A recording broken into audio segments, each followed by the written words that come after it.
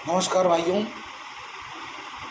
आप सभी को मालूम है विगत 11 मार्च को द कश्मीर फाइल्स नाम से एक नई फिल्म थिएटर में रिलीज़ हुई है। उसने आते ही मीडिया जगत में खलबली मचा दी। बहुत सारी ऐसी बातें जो हम लोगों ने नहीं सुनी थी, नहीं जानी थी, जनता से दूर थी, जनता की जानकारी बिल्कुल नहीं थी, वह सब सच्चाइयाँ उसने उधेड़ कर सामने रख दी। और उसके प्रति जनता इतनी आकर्षित है कि मात्र 700 स्क्रीन होने के बावजूद लोग ढूंढ कर कहाँ पर फिल्म है और ढूंढ कर जा रहे हैं, और कई लोग वापस आ रहे हैं क्योंकि उन्हें टिकट नहीं मिल रहा है। निश्चित सी बात है, जाहिर सी बात है कि आजकल ऐसी चीज़ों का प्रचार अपने सोशल मीडिया के माध्यम से बहुत तेज़ी से हो जाता है। तो जैसे ही यह फिल्म आई, लोगों ने एक दूसरों को इसके बारे में बताना शुरू किया और इस फिल्म का एक दूसरे के माध्यम से प्रचार होते हुए यह कमाई के सारे रिकॉर्ड तोड़ते हुए जा रही है। कमाई तो एक पक्ष है ही, परंतु दूसरा पक्ष है कि इसके माध्यम से लोगों को जानकारी मिल रही है। देखकर विरोधी खेमा बहुत खलबला गया। उन्होंने इसके प्रति कुप्रचार करना प्रारंभ कर दिया। आप लोगों को सोशल मीडिया पर ही इसका काउंटर अटैक देखने को मिल रहा होगा कि जब कश्मीर से हिंदुओं का पलायन हुआ था तब सरकार किसकी थी। हम सभी जानते हैं कि जिस समय कश्मीर से कश्मीरी हिंदुओं का पलायन हुआ था उस समय सरकार विश्वनाथ प्रताप सिंह की थी, परंतु विश्वनाथ प्रताप सिंह ने 2 दिसंबर 1989 को यह शपथ ग्रहण किया था प्रधानमंत्री पद का। जो कश्मीरी हिंदुओं का पलायन हुआ है वह 19 दिसंबर 1990 को हुआ है, अर्थात 1 महीना 17 दिन। तो क्या इतने जल्दी आतंकवादियों ने, आपताइयों ने वहाँ पर कब्जा कर लिया था? क्या कोई प्रत्यक्ष युद्ध हुआ था जहाँ पे किसने कब्जा कर लिया और ये सब हो रहा हो? उसके पहले की सरकारों को कोई उसमें रोल नहीं था? क्या आँख मूंद कर राजीव गांधी की सरकार बैठी नहीं थी? किस प्रकार से वहाँ पर अतिवादी तत्व घाटी में अपना एक के बाद एक संस्थानों पर कब्जा करते जा रहे थे? किस प्रकार से वहाँ पे कश्मीर में पाकिस्तानी मुद्रा का प्रचलन प्रारंभ हो गया था? किस प्रकार से बॉर्डर पर से आर पार इनके आतंकवादी आते थे, जाते थे, लोग शादियाँ तक करते थे, कोई इस पर रोक टोक नहीं थी। तो पहले जो हो रहा था उसका ही तो प्रतिफल था कि 19 जनवरी 1990 को हिंदुओं का वहाँ से पलायन हुआ। या कोई एक रात में या एक दिन में घटी हुई घटना नहीं है, इसके पहले सालों मेहनत की गई है, तब जाकर यह घटना घटित हुई। परंतु विश्वनाथ प्रताप सिंह की सरकार, परंतु दोष उनको भी नहीं, गृह मंत्री मुफ्ती मोहम्मद सईद कश्मीर के, दोष उनको भी नहीं। दोष किसको?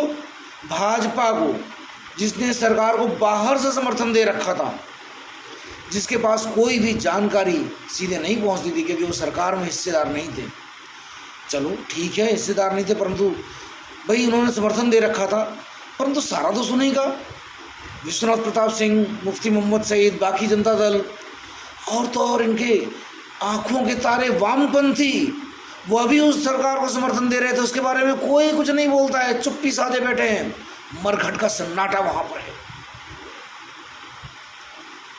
इस प्रकार का धूर्तपूर्ण आचरण विरोधियों का वह जनता को बिल्कुल भी रास नहीं आ रहा है, और जनता उनकी बातों को अनदेखा करते हुए फिल्म देखने जा रही है। फिल्म को नए प्रतिमान फिल्म गढ़ रही है। मात्र 700 स्क्रीनों पर प्रदर्शन के बावजूद लोगों को अपने प्रति जो उनका प्रेम है वह कम नहीं होने दे रही है।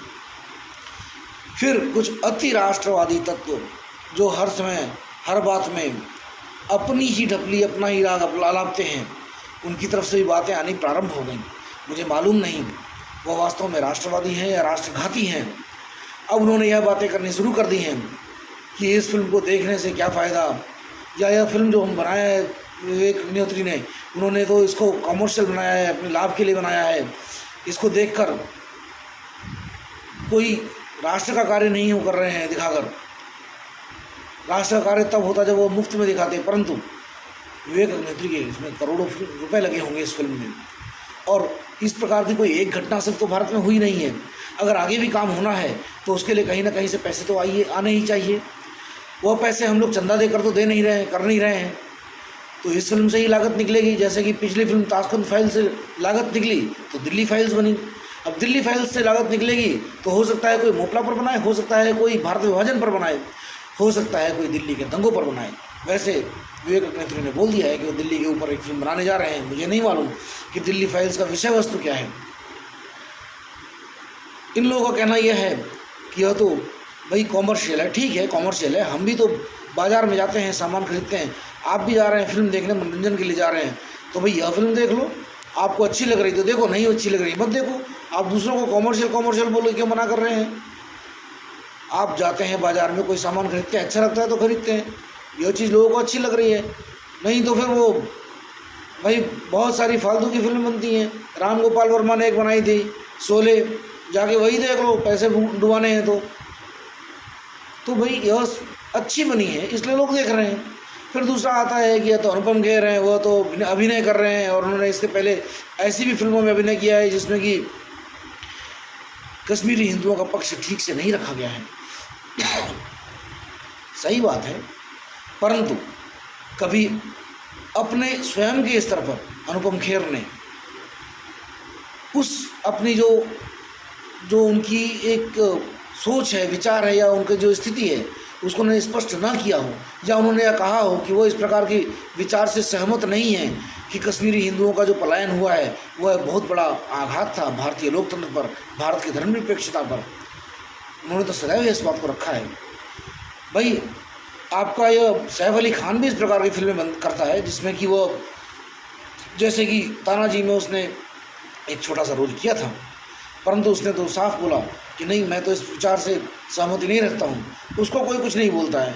हमारे हिंदुत्ववादी जो है उनको सब कुछ एकदम गंगा जैसा पवित्र चाहिए, यहाँ तक कि उनको शायद खलनायक भी जो है वो राम जैसा ही चाहिए होगा, रावण जैसे नहीं चाहिए होंगे। तो क्या किया जाए इन लोगों का, इन लोगों की तो मति भ्रष्ट हुई है। तो जब अनुपम खेर ने सदैव ही अपना पक्ष को स्पष्ट रखा है, ऐसी स्थिति में हमें इस फिल्म के प्रति किसी भी प्रकार के जो भी भ्रम फैलाने वाली बातें हैं उनको एक किनार दरकिनार करते हुए इस फिल्म को देखने की अगर इच्छा है तो हमें ज़रूर जाना चाहिए। फिल्म की रेटिंग 10 में से 10 IMDb पर है और अन्य कई सारी वेबसाइटों पर फिल्म की क्रिटिक रेटिंग भी काफ़ी अच्छी है। तो यह डॉक्यूमेंट्री नहीं बनी है, यह फीचर फिल्म बनी है। अच्छे कलाकार हैं, मिथुन चक्रवर्ती, अनुपम खेर, पल्लवी जोशी जैसे कलाकार हैं, मजे हुए। तो इसमें बहुत ही उच्च कोटि का अभिनय भी है, कहानी भी कसी हुई है। ताशकंद फाइल्स तो फिर भी बहुत धीरे चल रही थी, कहते हैं यहाँ पे भी कुछ जगहों पर धीरे हुई है, परंतु वह कई बार आवश्यक होता है क्योंकि आपको इतना जघन्य अपराध वगैरह जो दिखाने हैं तो कई बार फिल्म की गति धीरे हो जाती है। परंतु कुल मिला के जनता की प्रतिक्रिया यही है, यह बहुत अच्छी फिल्म है, हम सभी को देखनी चाहिए। हमारे साथ क्या बीता है वो जानने के लिए नहीं, हमारे साथ क्या हो सकता है वह जानने के लिए देखना चाहिए। आप सभी से मैं अनुरोध करता हूँ, आप सभी आइए थिएटर में और इस फिल्म को देखिए। जय श्री राम।